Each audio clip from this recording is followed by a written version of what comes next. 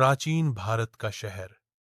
बहुत पुराने समय की बात है, जब धरती पर राजा महाराजाओं का राज था और जंगलों में अजब गजब प्राणी घूमते थे।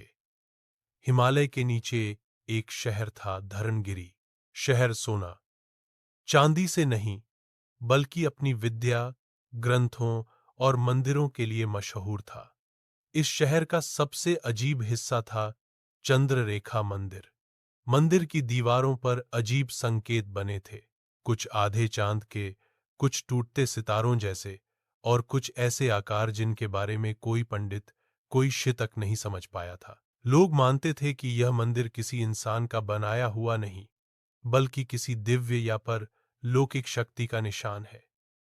सब ठीक चल रहा था, तभी एक रात एक घटना हुई जिसमें से पूरा शहर हिला उठा। अमावस्या की रात थी। शहर पूरी तरह काली अंधेरी की चादर में लपेटा हुआ था।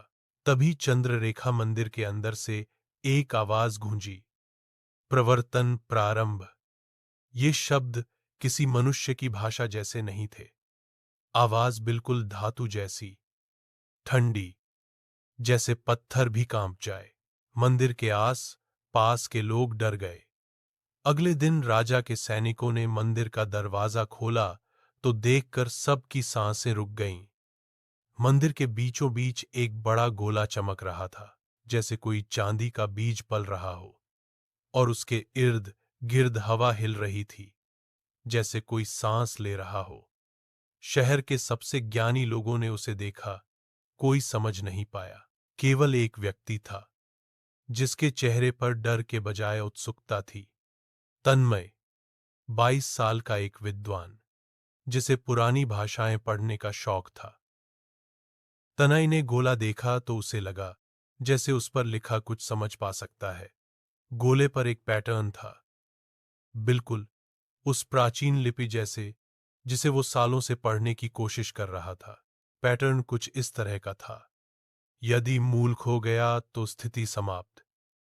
जब तनय ने टच किया, गोला एक सेकंड के लिए रुक गया और फिर धीरे से उसकी तरफ घूमा। जब सब लोग पीछे गए, तनय ने देखा गोले के नीचे जमीन में एक छोटा सा क्रैक पड़ गया, और क्रैक में से हवा नहीं, सरगम निकली, जैसे कोई धीरे से गा रहा हो प्राचीन मंत्र जो किसी को याद नहीं था। तनय समझ गया, मंदिर सिर्फ मंदिर नहीं, कोई तंत्र, कोई प्रणाली है, और यह स्टार्ट हो चुका है। तनय अपने गुरु आचार्य रुद्राक्ष के पास गया। उन्होंने अपने तलाश घर के सबसे पुराने ग्रंथ खोले। एक ग्रंथ में लिखा था, चंद्रलेखा नाम की यह संरचना इंसानों ने नहीं, बल्कि प्राचीन वर्ग ने बनाई थी। तनय, यह प्राचीन वर्ग कौन थे? आचार्य रुद्रक, कहा जाता है कि दुनिया में एक समय ऐसे लोग रहते थे जो सितारों और धरती को एक साथ जोड़कर जीते थे। उनकी जीविका, उनका तन धन, सब गहन विज्ञान पर आधारित था। कुछ लोग उन्हें देवता समझते हैं, कुछ उन्हें एलियन तक कहते हैं। तनय हैरान रह गया। आचार्य ने फिर एक दूसरा ग्रंथ खोला जिसमें एक पेंटिंग बनी थी, एक मंदिर जैसा स्ट्रक्चर, बिल्कुल चंद्ररेखा मंदिर जैसा, और नीचे लिखा था, जब गोला जाग जाए तब धरती पर एक परीक्षा आरंभ होती है। तन्मय समझ गया, शहर खतरे में है। मंदिर के गोला जागते ही शहर में अजीब, चालक घटनाएं शुरू हो गईं। जमीन पर जैसे किसी ने लंबे कदमों के निशान बनाए, पहाड़ों के ऊपर से लाइट स्ट्रीक जाते दिखी। रात को हवा में से किसी की हल्की हल्की सांस लेने की आवाज आती, और लोगों के सपनों में एक ही चेहरा दिखने लगा, एक रोशनी से बना चेहरा, बिना आंखों के। एक रात तनय को भी सपना आया। उस रोशनी वाले चेहरे ने कहा, मूल ढूंढ लो, वरना स्थिति समाप्त। तनय ने झटके से आंख खोली। उसके कान में वो सरगम अब भी गूंज रही थी। उसने समझ लिया, गोला एक डिवाइस है और मूल उसका ऊर्जा स्रोत। अगर मूल नहीं मिला तो गोले का प्रवर्तन शहर को तबाह कर सकता है। तनाई और कुछ सैनिक हिमालय की तरफ रवाना हुए, जहां प्राचीन प्राचीन समय के निशान होंगे।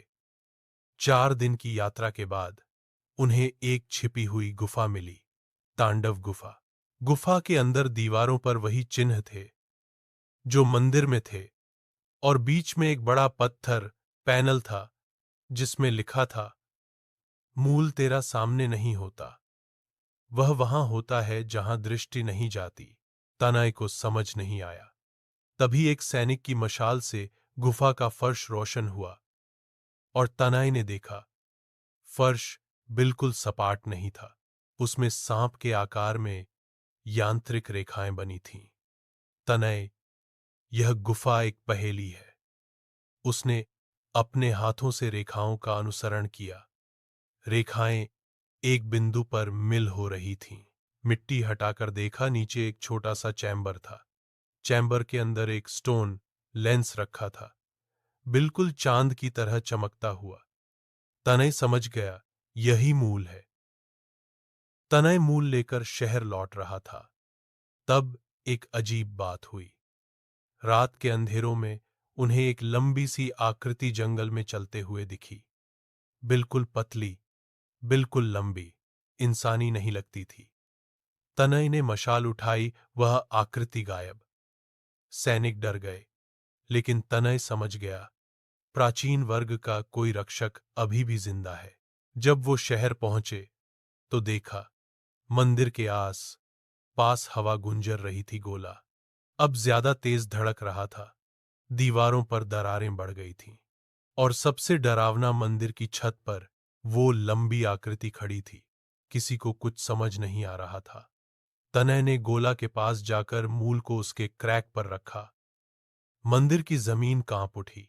गोला एकदम से रुक गया, और फिर उसमें से एक प्रोजेक्शन निकला, एक रोशनी का मानव। प्रोजेक्शन ने कहा, यह संरचना हमने बनाई थी। हम प्राचीन वर्ग हैं, इस धरती के पहले धन के रक्षक। तनय सुन रहा था। प्रोजेक्शन ने बताया, इस मंदिर का उद्देश्य विनाश नहीं, परीक्षा है। जो समय के साथ ज्ञान को भूल जाते हैं, वे अपने अस्तित्व का मूल खो देते हैं। तुमने मूल वापस लाकर साबित किया कि इंसानी वंश अभी भी ज्ञान का धारक है। फिर प्रोजेक्शन की रोशनी धीरे से मंदिर की लंबी आकृति में जाकर घुल गई, और आकृति इंसानी रूप में बदल गई। एक प्राचीन लोहा वर्ण की प्रतिमा जो सिर्फ रक्षा के लिए बनी थी। गोला धीरे धीरे धुंधला पड़ने लगा। मंदिर की दीवारें शांत हो गईं। प्रक्षेपण ने आखिरी बार कहा, हम वापस आएंगे जब धरती फिर से भूलने लगेगी। तब तक मूल को संभाल कर रखना। सब लोग घर चले गए, लेकिन तनाई मूल को देखते हुए रुक गया। उसने एक बार फिर उस पर नजर डाली, और एक चीज वो अब तक नहीं देख पाया था। मूल के पीछे लिखा था, यह सिर्फ एक मंदिर नहीं है, यह एक बीकन है। तनाई के होश उड़ गए। बीकन मतलब सिग्नल, किसी को मैसेज भेजना, किसी को बुलाना। लेकिन किसको? देवता, प्राचीन वर्ग, या कोई ऐसी शक्ति जो धरती से बाहर है? यह रहस्य कभी नहीं खुला। बस धर्मगिरी के लोगों ने इतना ही जाना। उस रात के बाद आसमान में जो लाइट स्ट्रीक्स दिख रही थी, वो रुक गई, जैसे कोई सुन रहा हो, जैसे कोई इंतजार कर रहा हो। अंत, लेकिन रहस्य अभी भी जिंदा है, चाहे मंदिर चुप हो गया हो।